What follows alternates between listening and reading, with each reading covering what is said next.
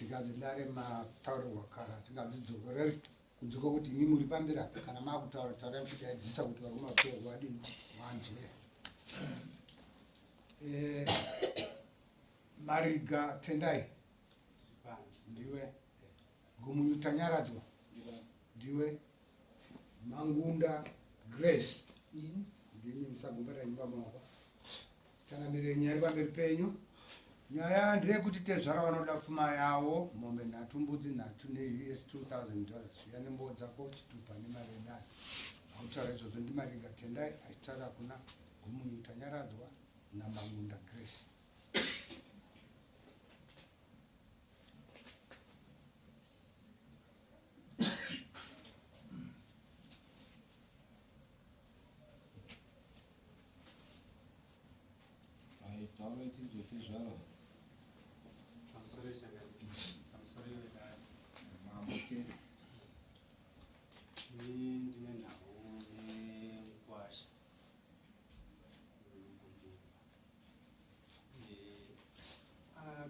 Mwana wangu kubva 2003 anonzi More Blessing ari muno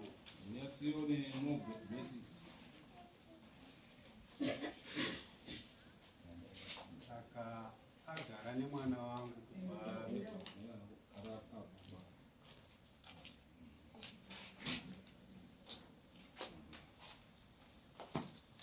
kubva akatora nemwana wangu 2023 musi wa 3 October. Saka vagara kudaro magariro acho anga asina kumira zvakanaka, mwana aifona.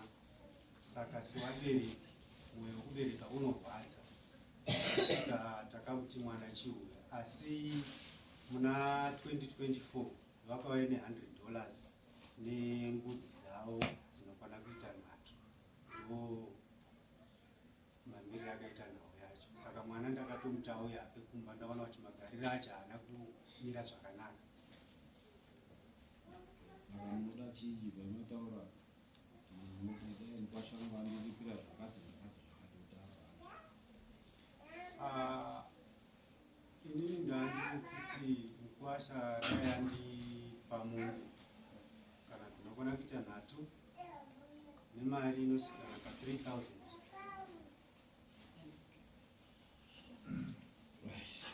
izvo zviri kutaurwa Grace naTafadzwa. Vane mwana wangadi? Vane mwana mumwe chete.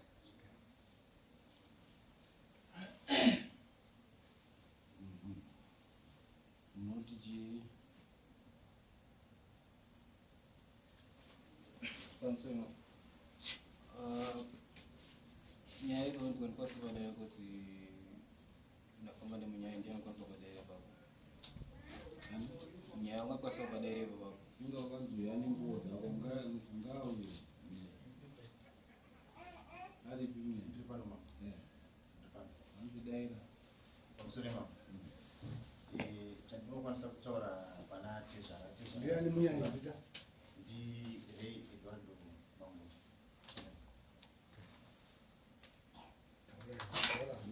mukoma uri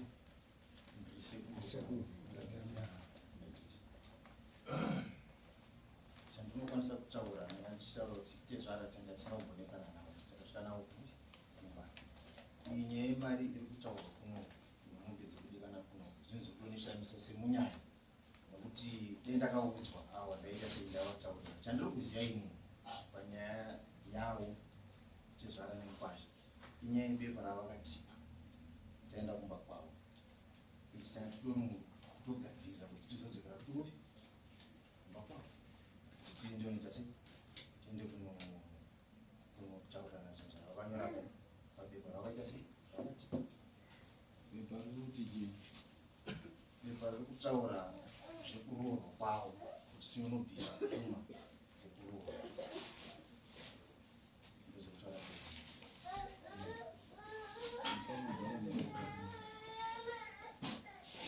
mwana ngaabuda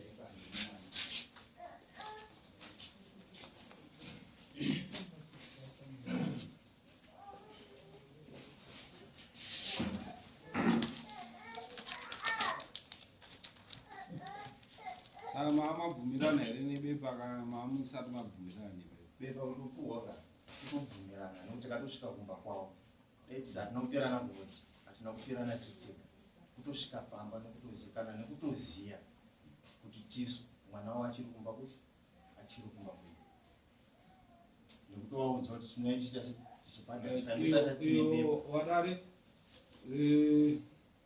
handi tiri kuda kundoroora asi tezvara ari kuona kuti zviro zvacho ugaro hwemwana havasi kugara nemwana semunhu vanhu vari kuda kuroora ndo matauriro aitana tezvara kuti havasi kuda kuroora kutezvara mheno kana wasirira zvavo but hatisati tambonzwa kuti because toziva kuti kana imba yewana ichinetsa kune vanofanira kunge vachitanga vambopindira mukati. Hatambonzwa kuti nyaya yakambogadziriswa, nyaya yakambodai zvikaramba kusvika tezvara kuzopa faina wekuti mwana ndakutora. Handizivi kuti chii chakaita kuti tezvara kuti tanga nekutanga ubva watotora mwana wavo. Ipapo hatinonyatswa havana kunyatsobudisira dare pachena kuti zvii zvakanyatsoita watore mwana. Pamwe urura kuti tobvunza isusu kuti vanodanana here vanhu vairi ava kana kuti hapachisina chii ndo pfungwa dzaainadzo. Iwe totanga newe murume, mukadzi uchiri kumuda here?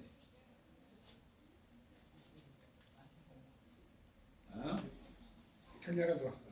Saka hapana iyi ndo zvakange zvichiitika. Saka tezvara wakazviona kuti ndo zviri kudii zvabuda zvega pachena. Ukaona munhu haamanikidzwi, ukaona munhu aro uchibvunzwa, munhu ane rudo anobva angotaura pekutanga haambozemburiri angazongomanikidzire akutaura chii zvisiri izvo.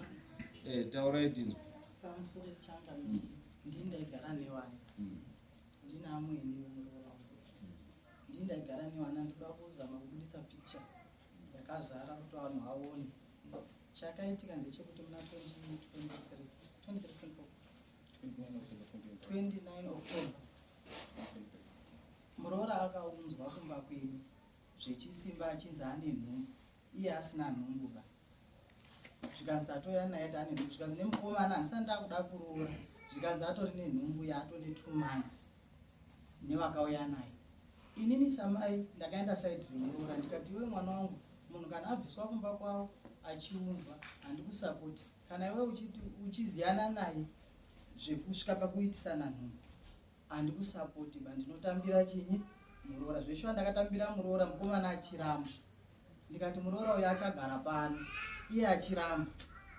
Ndagara ndobva ndazoti muna December ndakabvisa mari yangu ndikati achimboendai kuchipatara munotariswa. Muroora akauya muna October, November, December. Because paakaunzwa inzi ane 2 months nafisu wacho. Saka December ndobva ndakabvisa mari yangu vandavapa mari. Ndikati endai kusikani, vaenda kusikani. Sikani bva yataura kuti muduba hamuna chirimo. Mukomana akaramba akutorwadziwa zvikanzi saka maindimanikidzwa kuti mhanye kutora mwana wemunhu musandagadzirira. Iye munhu achitonyepa kuti ane nhumbu chichi. Saka kakuita ikako ndo kasina kunyatsogutsa mukomana kekuita kunga forced kuti chibva watotora mwana iye asina nhumbu. Asi inini ndakaumbiridza samai kusvikira pazoita chinyi mwana bva zvako. Zvinhu zvese zvanga zvaamucondition. Zvaamucondition kudaro. Dzimba hadzigari dzakaita mutserendende. Handizivi zvawakanetsa nawo hawo murume nemukadzi zvawakabvunzana. Wabvunzana indai usiku. Hameno zvawakaitirana. Ndakasvika muroora abuda atoenda kumba kwaanorara kwaanoroja. Aenda ikoko anga ari pangu kuma 10 vawaenda kurara vawaswera wariko hawana kudzoka kuzoya kuzodya. Ini samai ndikati kana dai muri mubedroom wana unonoka here kunobvunzwa kuti maitana sei. Ndandakamirira ivi pana tete hanzvadzi yake yairipo pamusika pabasa pedu pakandini. Ava vakangonzvenga neiyo vachienda kotoenda akavabva vaudza sisi wabva vaenda korara vawaswera bva varara vawaswera. The 3rd day ndo pandakazoona nditori pamusika murooro wangu ari kututa zvinhu kubvisa kumba kwemwana wangu komana zvichidzikiswa panext. So pana sisi wavo vamwe mwana wamainini wanogara patinogara vawatuta zvinhu zvese zvaunoti zvavo vawatuta vachidzikisa pasisi wavo. Wapedza murooro wangu akaya pamusika vaatogara kasi mamhando ataura nemi. Ndikati pano here papakatozarawo vanhu vangu varuya pakati. Zvikanzi chero pano ndikati ataurai mba ndatogara pasi. Zvikanzi mama ndafunga kuenda kumba nekuti rugaro rwacho runonetsa, inini zvebarika handizvikwanisi. Ndikati barika remaona ranetsa ngeripi rendisati ndasumwa? Inini ndakasumwa iwewe, ndiwe uri pano. Saka barika rorutaura ngeripi zvendisati ndariona? Zvikanzi muchariona ine kufamba kwenguva, inini ndaakudini, ndaakuenda. Ndikatama kuti handisi kusati ndakukupindura ba, endodaidze sisi wako. Vaendodaidza sisi wako, kwaiswa zvinhu, vauya. Sisi wasvika, vati vandabvunza ndikati sisi zvitaura nemwana, mwana anoti kwazi ndaakudini, ndaakuenda kumba. Ndizvo here? Nekuti akabva atokutisa murume kuti handichadi murume, iye murume aripo. Muroora wangu ndiye akataura murume kuti handichadi murume, zvebarika handizvigoni. Ndikati barika racho rosataona ripo, samhanye ba. Zvikazi hamuchazvona. Ndobvunza sisi wacho bva watoti anzi mwana uyu akatomirirwa kumba ndibaba namai, watomuti ngauye izvozvizvi. Ndikati ndo zvinoitwa here? Kana vana vakonana ndaifunga kuti imini sisi wacho muchandipindura kuti tete tiri kufonera tete wauye, wotore uyu neuyu, woagadzika pasi wabvunza nyaya yavo. Ino kana mati henyu baba namaiyo ndo wakabereka, itai zvamadini henyu zvamafunga. Ndo masumukiro akaita muroora kubva mumaoko angu. Muroora bvaenda kupi? Kumba kwavo. Aenda kumba kwavo. Inini yanga iri friend. Saturday makuseni ndakapinda mubhazi, ndobva ndateera kumba kwavo. Mukomana akatonditi mama teerai mukadzi wangu monoti akasvika here kumba. Vandaenda ndini ndakaenda nini. Ndobva ndatosvika mama wangu wasipo papana baba. Ndatosvika ndobva ndachingamudzana nababa, baba watombopopota. Ini ndikanyarara hangu sababa ndasvika pamushape wangu. Baba bva wazogara pasi tibva takurukurirana. Ndikati mwana akasvika achiti, baba bva wataurawo matauro angaita. Inini vandachitsigirawo kutaura kwandaiona nekuziva. Ndobva tawirirana baba.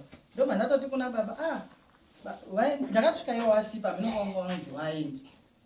Ndobva ndatotaura baba ndikati baba, ndobva ndandataura ndizive kuti muroora aripa. Kana achitozorora hake, asi kana akuzouya ndaizokumbirawo kuti apfuure nekwatete, kuitira kuti noizi dzinozoitika idzi azive matauriro nemagariro emushama wangu, munomupfudza nekwatete. Ndo mashoko andakataura kuna baba. Zvikanzi baba tichagadzirisana.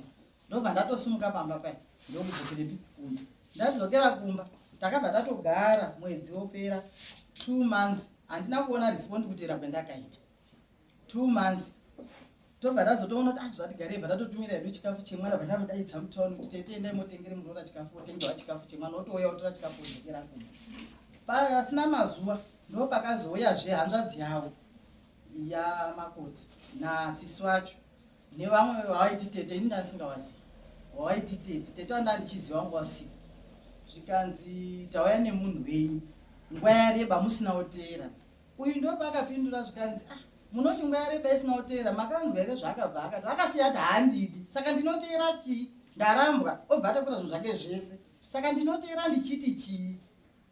Zvikanzi kana nyaya yako yoti haina nemusoro ba, takatotukwa ba, tanyarara hedu kuzvirereka. Hanzvadzi yavo yatotaura nevhesi pamusoro, wari kumba kwedu, batazvirereka isusu. Tikati aiwa munhu ane munhu wake. Zvikanzi mwana iye arotosara pano, uyu bva atotaura muromo kuti handisi kumutambira, ngaambodzokere kumba aite oti. Avo vamusiya, kusiyiwa kwaakaita akasiyiwa mumaoko angu mumba mangu. Ini bva ndakontinya kugara nemuroora wangu ndichiita zvese zvaanoda. Murume akataura kuti kumba kwangu hausi kuuya, wakaputsa zvinhu zvako zvese. Nyaya yaramba yakadaro. Ndichibva ndatsvaga wayananisi ndikati perekedzai mwana uyu kumba kwemakoti, mende kwatete wacho mogadzirisana. Bvaasumuka bva waenda. Kufamba kwakaita taiti wakasvika kwatete ozosvika kwana baba. Hazvina kuita saizvozvo, vanhu vakagumira munzira mushure mekunge kutaudzana kwacho kusiri kupindirana ba. Pamwe pacho painzi musasvike kwatete, isu tete wacho ndiwo wakatitisa pamusha. Tochibva tadzungaira kuti vanhu vanoenda nepi. Vanobva vadzoka futi kwedu kumba. Vanhu vadzoka kwedu kumba, ini ndakaramba ndichishungurudzika nekuti ndini ndaiona zvese. Ndobva ndachiti aiwa, regai ndidaidze samukuru chaiye akaenda kobvisa mari, pamwe wanganzwa. Samukuru chaiye akaenda kobvisa mari akauya, iwo sekuru wakauya, sekuru bvawasumuka bvawaenda futi. Kwawainosvikira kune murume wasisi wavo, ndiye angati kusamukuru unotitsvitsawo kupi kuna ana teta vanekumusha kwana baba. Wasvika ikoko sisi wavo vakatotanga kupopotera vanhu vekushaudha. Vakabuditsa muromo wekuti iwe wakapusa wakutotuka uyu. Zvikazi wakapusa 2 years uchishandiswa pamushape wanhu, uri imbwa, wakazodai wakapusa uchishandiswa ungori pamba panhu uchiramba uripo chichi wachimupopotera. Saka hazvina kuzobudira kuti wasvike kuna tete nekuna baba kuti titaurirane. Kwaiva kuda kutaurirana kutsvaga vanhu vese kuti wayanana. Bva zvaramba zvakadaro. Vatadzoka vanhu vadzoka zvekumba, ini ndandisipo ndanditi kumba. Masoko bva ndapiwa, mai hatina kusvika ba. sekuru akutontaura tete hatizi kusvika nenyaya yekuti sisi wacho azotopopota zvisingaiti zvikanziwa kushandiswa kwauri kugara kuona nambuya ami. Ndikati yazvo ndogozi ndiri kushandisa sei? Muroora akauya pamba watowo mwana wangu zvariplesa uyizvo watowo mwana wekutuma chibikati he ita chakati. Saka kana zvakutaurika zvichidaro inini pesa apa ndinofunga muri kuona kuenda nekudzoka ndini ndandakahodha mukombe wese. Ndio pendakazosvika pakuti nyaya iyi ndiri kuzviremedza nezvinhu zvisina basa yeti kuri kuda mashoko. Ini muroora wangu ndaimuda nezvino handigoni kutsanangura madire ndaimuda kana iye achigona kutaura hake unotaura nekuti hakuna chaaishaya. Chese chinoti chii chese ndini ndaimira nekuti ndaiziva mawaniro anoita mwana wangu chini mari. Ndaikavhiridza kuti nyika isaone kuti haana uri pamusoro, haana mapusha, haana chinyi. Chese chinoti chaanoda ndaikavha muroora wangu nekuti ndaimudisa. Zvadaro ndio pendakazoti kuna makota ndikati makoti nyaya iyi yanetsa. Vanhu vakaenda pekutanga vachidzoka mari yangu iringobuda ichipera. Woenda zveke chipiri wodzoka hapana chiri kufamba, hapana chiri kugadzirisa. Murume wako uritaura kuti hausviki kumba mubvira wakaita uchirongedza zvako zvese uchibuda wosiya wanotaura kuti haundidi. Handizivi kuti kumba wakasvika ira wachisvitsa soko rakazara kuti baba kwandabva ndasiya ndaramba murume wangu ende ndasiya ndatakura zvinhu zvese zviri kwaasisi wavo. Handizivi kuti statement iyo yakakasvika iri kumba. Saka zvadaro muroora adzoka vadzoka nasamukuru avo. Samukuru akati zvino tinofamba step ipi kana vanhu vachingoramba vachiita zvebopoto vasingadi kuti vanze kuti toda kutaura kuti chii, toda kugadzisa chii. Nekuti ndaitofunga kuti kana vana sisi vacho pamwe vachatorawo mukana wekunyengerera murume wavo. Murume anonyengererwa kana muchinge mamutadzira. Kana yatadza kutaura vana sisi vanoenda bamunini zvakadai hapana akamboenda kwababa munini kuti kunyengererawo kuti zvaitwa nemwana izvi zvakashata dai tada kunyengerera kuti zvinake hapana akaita.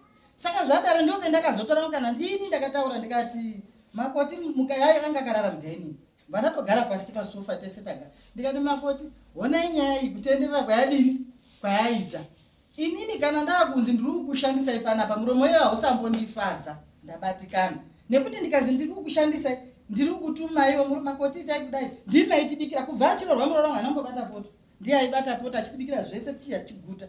Saka nhasi unopabuda murume kudzi rushandiswa kumusha ikoko. Saka iye adzoka manje adogara pamba pepe ndoramba zvere ndichishandisa mwana wewana hazvichaiti. Ndikati makoti ini ndaremera kuti ndicharambe ndichikutumai kuti itai chiti hazvichagoni nemumasoko akabva kupi uku.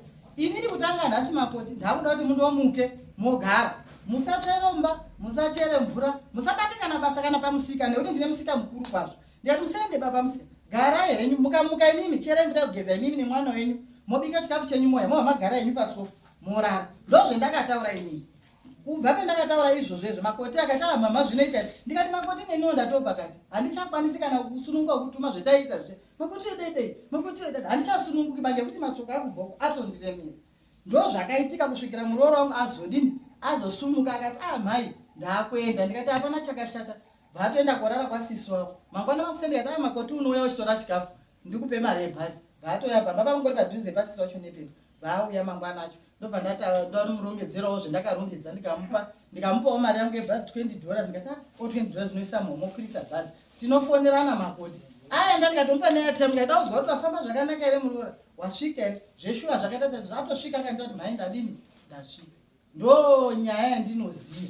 Last week but waniyo ndakatombofona futi ndikati makoti uya utore chini chikafu makoti akanditi kwazi handikwanisi kuya ikoko ndakabatika ndikati zvazochinja papi nepesa patai ndini ndinoreiza mhuri kuti iye kuti igute kuti noti murume wake hawani mari pese unoionawo apo neapo asi inini ndinomiririra mhuri yangu kuti ione chekubata zuva nezuva.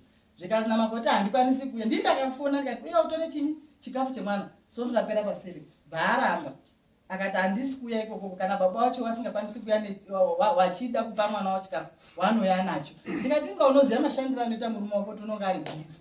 Ndo pendakagumisira ndo mazira andinoita. I think yajeka nyaya kuti rudo hapachisina rudo pa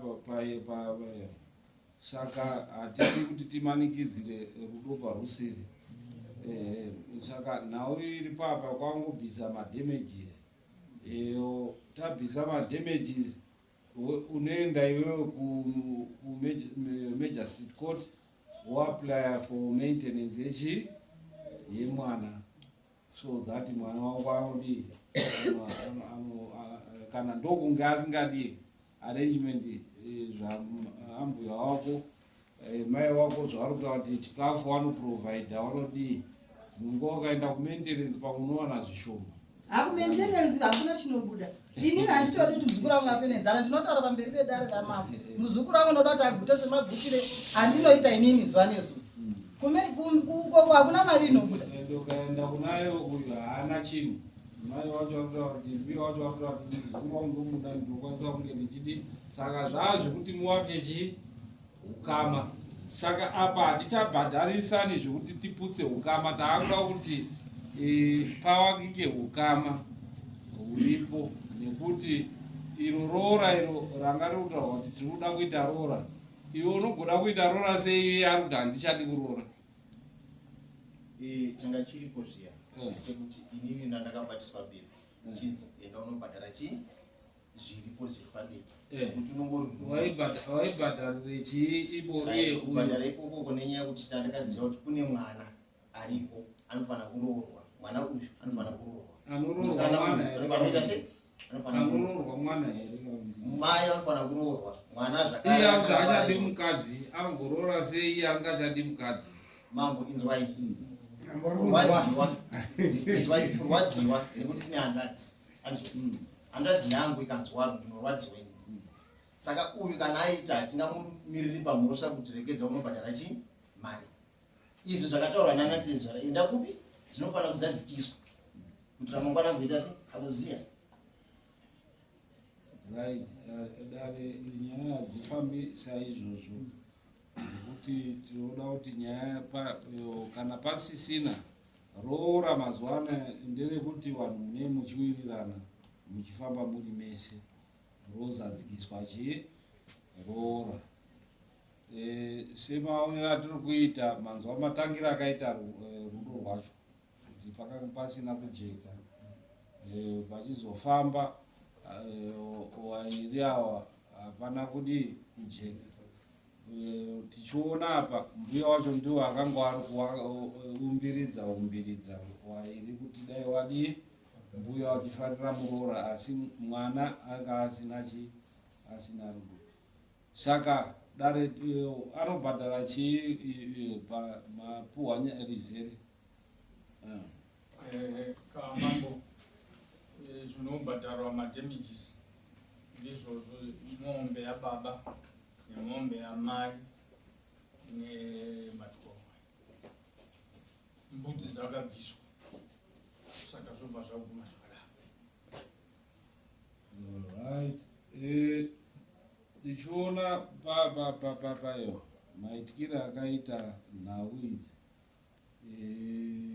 ngaende andobhadhara mombe mbiri yeumai neyababa mombe mbiri ndodzaunondobhadhara then mwana aripo unoenda kundopuhwa chii maintenance kana kuti unotaurirana nambuya wako sezvawazvinzwa advise wakupa advise kuti uenda kumaintenance hapana chinondobuda asi motaurirana nani naambuya kuti wachengete muzukuru wavo mari dzemafizi mauniform achada mauniform achada mafizi achada chii zvakawanda zvinodiwa pamunhu kukura kwake saka mombe i350 mombe mbiri uchi $700 kana mombe mbiri munobhadhara rini totsvaga ndo zvacho zvatokuti munobhadhara rini dare rinoda kuti riziye nekutsvaga munhu anofa achitsvaga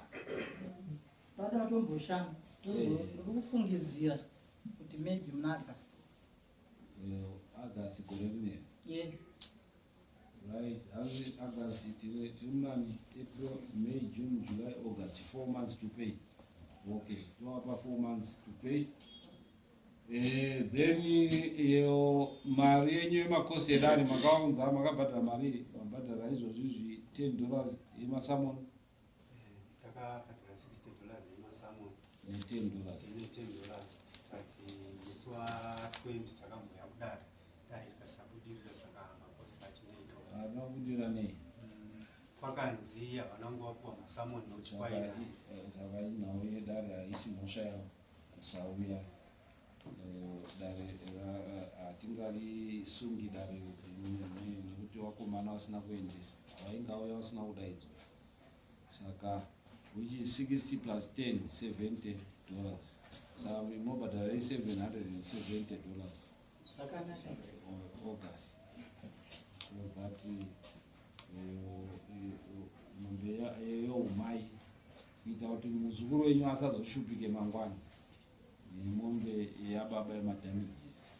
Aizvo zvakanaka Hai, tosimuka toenda 30 ndandi chikumbiro kana zvichibvira sinzi mwana akarumurwa hake taigona here kuti tipote tichichinjana kuti tikagarawo nemwana mwedzi todzoserawo mwana kwambuya wake mwedzi tese tichifara nekuti hapana kusawirirana ka mwana haadi kunzi aitwe sebhora rinokachukwidzwa angangove kuhoriday akura chakuenda kana kuchikoro kana ndinoti ngaawikwa aende kuchikoro noti kuti titi mwana isusu ngaabve pana mai. Mwana haabvi pana mai, mutemo wehurumende unotaura kuti mwana haabvi pana mai kusvika aane 18 years. Ndo mutemo wemuZimbabwe. Asi kana maona manje kuti haasi kuchengetwa zvakanaka, handiti munokwanisa kuenda kumagistrate court inondopa determination kuti mwana haasi kudii, vanotoenda it's a long process iyoyo. Asi paukama hwenyu henyu hapana chakashata kuti maakuwirirana, tataura kuti endai mundowirirana, maakuwirirana munongowiriranawo iwe uchiendesa mwana kunani? Kuna mbuya wake. Handiti dare haripi that determination, nekuti mutemo wehurumende unoti mwana anogara namai wake kusvika ane 18 years. Asi zvokuti hadzi enda kwambuya, izvo munoita henyu. Ndo zvandandichifunga changamire kuitira kuti mwana atiziye tese, oziya mbuya wake kwamama, oziya mbuya wake kwababa. Rose akaita zvekuuya nenguva haatiziye, haangatsoita bhoti nesu kukumbirawo changamire, mukadaro mune mandomesi. Aiwa, inzwai piyati kutaura mutemo. Mutemo haubvumiri kuti mwana agachidzwe sebhora. Handiti azvinzwisisa? Handiti. Asi pakuwirirana kwamwega muchinyatsowirirana muchifambidzana, munodi neukama hwenyu hamaa kundokiriyeta izvozvizvo. Hakana kutonzi ngaachitotogara ikoko, zvine mai ndo anenge aine chii, ndo ane kodzero yekuita izvozvo. Maziro edu isusu muroora unopotawo uchiendesa chizukuru kunani?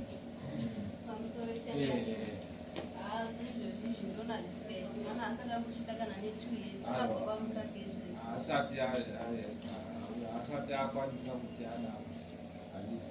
But chakuenda kuchikoro, chakuenda kuchikoro chinouyawo chichidii, ezvo zvachiri pamukaka.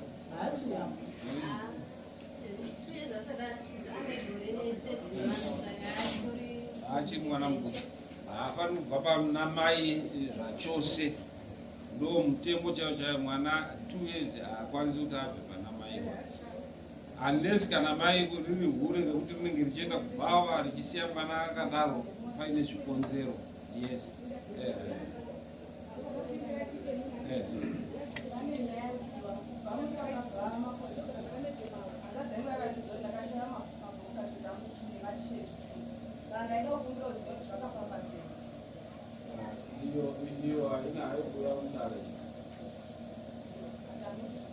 Ndaitozviziva sungwe ndataura zvakawandisa. Ndozvatinoda haina kuuya mudare.